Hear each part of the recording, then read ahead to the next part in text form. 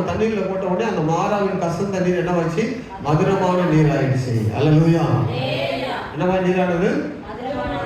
அப்ப எல்லாரும் குடித்து பார்த்துட்டு எவ்வளவு கசப்பா இருந்துச்சு, இவ்வளவு இனிப்பா மாறி போச்சு அப்படின்னு சொன்னாங்க. எவ்வளவு கசப்பா இருந்தது, இவ்வளவு இனிமையா மாறி போச்சு. ஆஹா, என்ன ஒரு அற்புதம்! ஆண்டவர் மோசே கொண்டு ஆண்டவர் நடத்துறது என்ன அதிசயம் அப்படின்னு சொல்லி நினைத்தாங்க. அப்புறம் பிறகு மறுபடியும் முறுமுறுத்தார்கள்.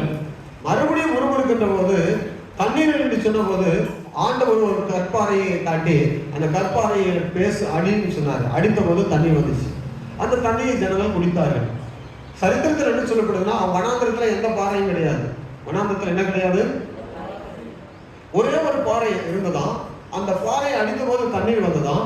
அந்த பாறை கூடவே வந்துட்டே இருந்துச்சான். இஸ்ரவேல் ஜனங்களுக்கு 40 வருஷம் எவ்வளவு காலம் இருந்தாலும் அந்த வனாந்திரத்தில் அந்த பாறை உருண்டு உருண்டு உருண்டு உருண்டு கூடவே வந்துட்டே இருந்துச்சான். அதான்